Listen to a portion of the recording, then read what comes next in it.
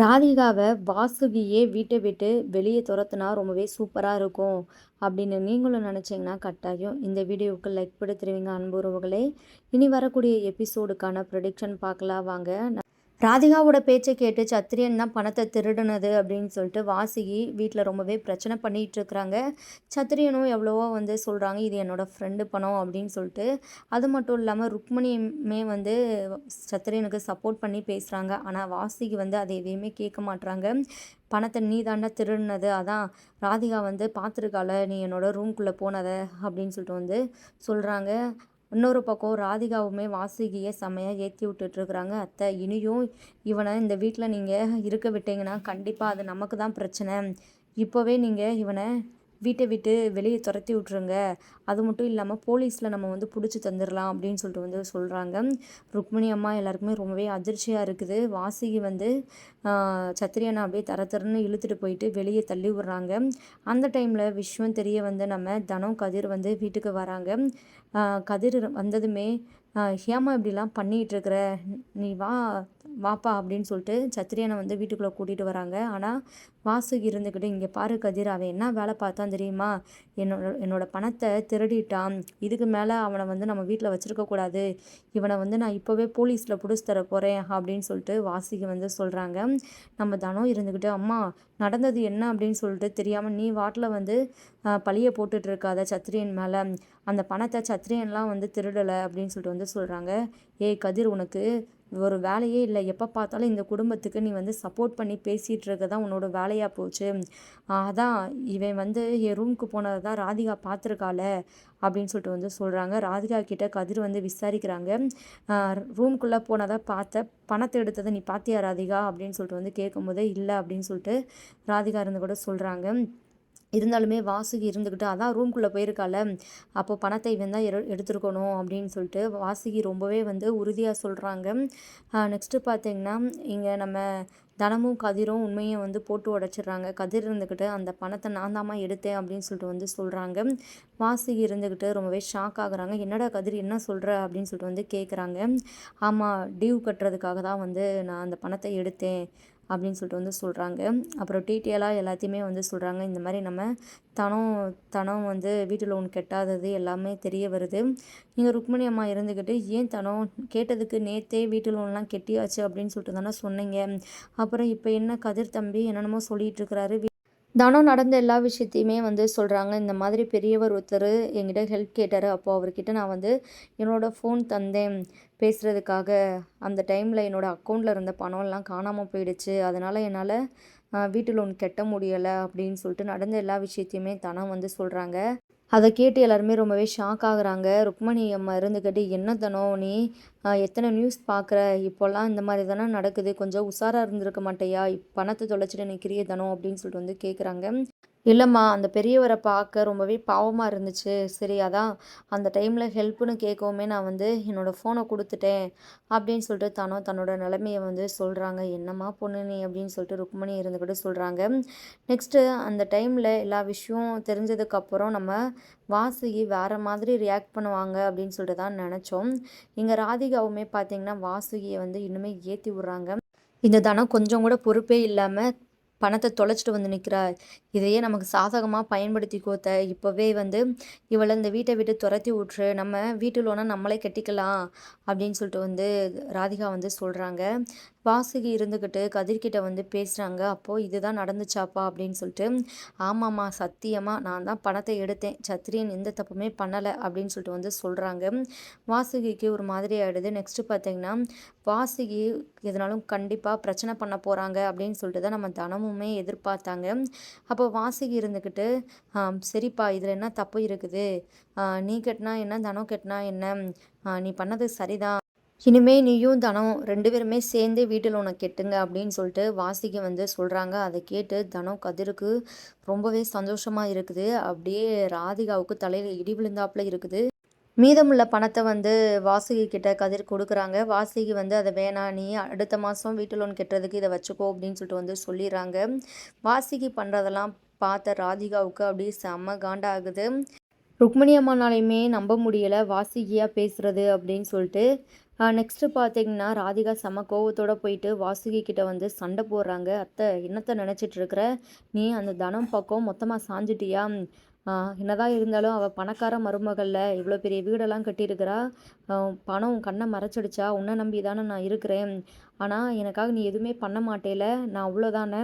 நீ எல்லாம் வேஸ்ட்டு. நீ எதுக்குமே லாயக்கே கிடையாது." அப்படி இப்படின்னு சொல்லிட்டு கோவத்துல ராதிகா வாசுகிய ரொம்பவே கேவலமா திட்டுறாங்க. இதனால வாசுகி வந்து செம்ம டென்ஷன் ஆயிட்டு, ராதிகாவ கன்னத்திலே பலார்ன்னு ஒரு அறை விட்டுறாங்க. "என்ன பெரிய மனுஷி" அப்படின்னு சொல்லிட்டு கொஞ்சம் கூட யோசிக்காம, "நீ பாட்டுல வாய்க்கு வந்த மாதிரி பேசிட்டு இருக்கிற. நான் என்ன உனக்கு சின்ன பிள்ளையாடி? அந்த தனம் உனக்கு பரவாயில்ல. அவ நான் என்ன பேசினாலுமே அத கேட்டுட்டு மறுவார்த்தை பேசாம அமைதியா இருப்பா. ஆனா நீ என்ன வேஸ்ட்டு, தண்டம் அப்படி இப்படின்னு சொல்லிட்டு பேசிட்டு இருக்கிற. என்ன நினச்சிட்டு இருக்கிற?" அப்படின்னு சொல்லிட்டு வந்து கேட்குறாங்க.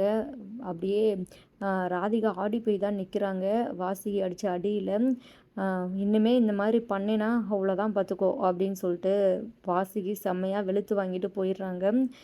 ராதிகா இருந்துக்கிட்டு அந்த தனத்துக்கு மட்டும் இல்லை, இந்த வாசுகிக்குமே நம்ம சரியான பாடம் புகட்டணும்.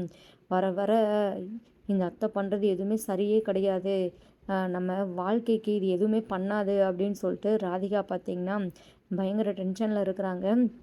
நெக்ஸ்ட்டு அந்த பக்கம் இதெல்லாம் பார்த்துட்டு நம்ம ருக்மணி அம்மா செம்ம சிரிப்போட வராங்க. ராதிகா கிட்ட வந்து பேசுகிறாங்க. "என்ன ராதிகா, உங்கள் அத்தை உன்னை அடிச்சிட்டாங்க போல. இந்த ட்விஸ்ட்டை நாங்கள் கொஞ்சம் கூட எதிர்பார்க்கல.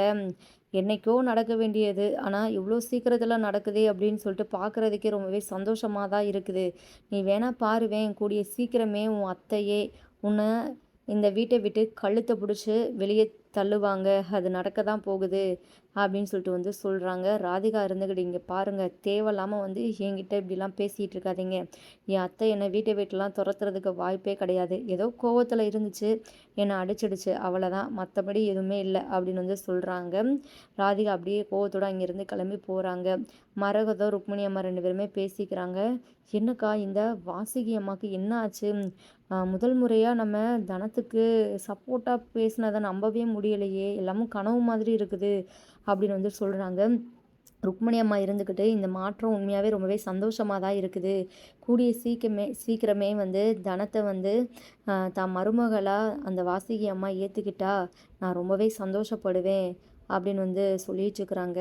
மரகதம் இருந்துக்கிட்டு, "உன் நல்ல மனசுக்கும் நம்ம தனத்தோட நல்ல மனசுக்கும் எல்லாமே நல்லதாகவே நடக்கும்க்கா. நீ ஒன்றும் கவலைப்படாத" அப்படின்னு சொல்லிட்டு வந்து சொல்கிறாங்க. அப்புறம் நம்ம ருக்மணி சடனாக ஒரு மாதிரி ஃபீல் பண்ண ஆரம்பிச்சுறாங்க. இந்த மாதிரி சத்ரியன் மேலே திருட்டு பழிய போட்டனால. "சரி விடுக்கா, ஏதோ தெரியாத்தனமாக வந்து இதெல்லாம் நடந்துருச்சு. அதெல்லாம் நினச்சி நீ எதுவும் வந்து ஃபீல் பண்ணிகிட்டு இருக்காத" அப்படின்னு சொல்லிட்டு வந்து சொல்கிறாங்க. நெக்ஸ்ட்டு பார்த்தீங்கன்னா, நம்ம தனத்துக்கு ரொம்பவே சந்தோஷமாக இருக்குது. கதிர்கிட்ட வந்து சொல்கிறாங்க. "உண்மையாகவே அத்தையா இது?" அப்படின்னு சொல்லிட்டு எனக்கு ரொம்பவே ஆச்சரியமாக இருந்துச்சுங்க அப்படின்னு வந்து சொல்கிறாங்க. "ஏன் தனம் என்னாச்சு?" அப்படின்னு சொல்லிட்டு கேட்கும்போது, "இல்லை, கண்டிப்பாக நீங்கள் எனக்கு பணத்தை எடுத்து கொடுத்தது அத்தைக்கு தெரிஞ்சிச்சுன்னா பயங்கர பிரச்சனை பண்ணுவாங்க அப்படின்னு சொல்லிட்டு நான் ரொம்பவே பயந்துட்டு இருந்தேன். ஆனா அத்தை வந்து பேசுனது என்னால் நம்ப முடியலை. பட் எனக்கு ரொம்பவே சந்தோஷமாக இருந்ததுங்க. முதல் முறையாக எனக்காக அத்தை வந்து இந்த விஷயத்தில் சப்போர்ட் பண்ணது என்னால் நம்பவே முடியலை" அப்படின்னு சொல்லிட்டு நம்ம தனம் வந்து சொல்கிறாங்க. கதிர் இருந்துக்கிட்டு, "அம்மா நல்லவங்க தான் தனம். ஆனால் வந்து உன் விஷயத்தில் தான் அவங்க இந்த மாதிரிலாம் பண்ணிகிட்ருக்குறாங்க. ஆனால் அவங்க மனசால் ரொம்பவே நல்லவங்க தான். கூடிய சீக்கிரமே அவங்க மாறிடுவாங்க. உங்க நல்ல குணத்தை வந்து கண்டிப்பாக அம்மா ஒரு நாள் புரிஞ்சுக்குவாங்க. நீங்கள் ஒன்றும் கவலைப்படாதீங்க" அப்படின்னு சொல்லிட்டு வந்து சொல்கிறாங்க. நம்ம தனம், கதிர் 2 பேருமே வந்து அப்படியே மனசு விட்டு பேசிக்கிறாங்க. நெக்ஸ்ட்டு பார்த்தீங்கன்னா, நம்ம தனம் வந்து வாசுகி கிட்ட வந்து நன்றி சொல்லணும் அப்படின்னு சொல்லிட்டு வாசுகி கிட்ட போயிட்டு பேசுகிறாங்க. "அத்தை, உங்ககிட்ட இருந்து உண்மையாகவே நான் இவ்வளோ பெரிய விஷயத்த எதிர்பார்க்கவே இல்லை" அப்படின்னு சொல்லிட்டு வந்து சொல்கிறாங்க. வாசுகி இருந்துக்கிட்டு, "நான் என்ன பண்ணேன்? எதை பற்றி பேசிகிட்டு இருக்கிற?" அப்படின்னு சொல்லிட்டு வந்து கேட்குறாங்க. "அதான் தான் அத்தை, பணம் விஷயத்தை பற்றி தான் வந்து பேசுகிறேன்" அப்படின்னு வந்து சொல்கிறாங்க. வாசுகி இருந்துக்கிட்டு, "நீ மட்டுமா தனம் இந்த வீட்டில் இருக்கிற? நாங்களும் தானே இந்த வீட்டில் இருக்கிறோம். நீ மட்டும்தான் இந்த வீட்டுக்கு லோனை கட்டணுமா? அதுவும் உங்ககிட்ட இல்லாத பட்சத்துக்கு நாங்கள் கட்டுறதுல ஒன்றும் தப்பு இல்லைல. நீயும் கதிர் புருஷன் பொண்டாட்டி தானே. உனக்கு ஒன்றுனா அவன் வரணும், அவனுக்கு ஒன்றுனா நீ வரணும். அப்படி தான் இருக்கணும். அதுதான் வந்து புருஷன் பொண்டாட்டிக்கு அழகு" அப்படின்னு சொல்லிட்டு வந்து சொல்கிறாங்க. வாசுகியோட மாற்றம் பார்த்திங்கன்னா தன்னத்துக்கே ரொம்பவே வந்து அதிர்ச்சியாக இருந்தாலும் இன்னொரு பக்கம் ரொம்பவே சந்தோஷமாக இருக்குது. நம்ம தனம் இருந்துக்கிட்டு அப்படியே ரொம்பவே கண் கலங்கி நம்ம வாசுகிக்கு வந்து நன்றி சொல்கிறாங்க. இதுக்கு தனம் நீ நன்றி சொல்லிட்டு இருக்கிற? நான் நன்றியை எதிர்பார்த்து அதெல்லாம் பண்ணிகிட்டு இருக்கிறேன். போ உன் வேலையை போயிட்டு பாரு அப்படின்னு சொல்லிட்டு வந்து சொல்கிறாங்க. சடனாக நம்ம தனம் பார்த்தீங்கன்னா வாசுகி அப்படியே ஹக் பண்ணிக்கிறாங்க. ரொம்ப ரொம்ப நன்றிம்மா, எனக்காக நீங்கள் இது பண்ணது ரொம்பவே பெரிய விஷயந்தான். ஏன்னா இது வரைக்குமே நீங்கள் என்கிட்ட பாசமாக எதுவுமே நடந்துக்கல. நான் ரொம்பவே ஏங்கியிருக்கிறேன். நீங்கள் என்கிட்ட அன்பாக பேச மாட்டீங்களா? என்னை உங்கள் பொண்ணு போல பார்த்துக்க மாட்டீங்களா? அப்படின்லாம் சொல்லிட்டு நான் வந்து ரொம்பவே எதிர்பார்த்துருக்கிறேன். ஆனால் இப்போது எனக்கு ரொம்பவே சந்தோஷமா இருக்குது அப்படின்னு சொல்லிட்டு நம்ம தனம் ரொம்பவே வந்து அழுதுகிட்டு இருக்கிறாங்க. வாசுகி இருந்துக்கிட்டு தனத்தோட மனசை கொஞ்சம் புரிஞ்சுக்கிறாங்க.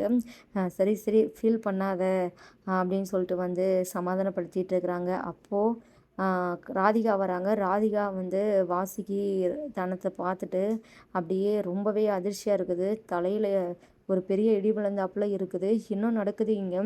இந்த வாசுகி அத்தை மாறினதான் மாறுச்சு, இப்படி மொத்தமாக மாறிடுச்சே, மொத்தமாக அவள் பக்கம் சாஞ்சிடுச்சா, அப்புறம் அவ்வளோதானே நம்மளோட சாப்டர் முடிஞ்சிருச்சா அப்படின்னு சொல்லிட்டு பயங்கர ஒரு குழப்பத்தில் நின்றுட்டுருக்குறாங்க. அடுத்தடுத்து ரொம்பவே சுவாரஸ்யமான விஷயங்கள்லாம் நடக்க போது. நம்ம வெயிட் பண்ணி ஃபுல் எபிசோட பார்த்து தெரிஞ்சுக்கலாம்.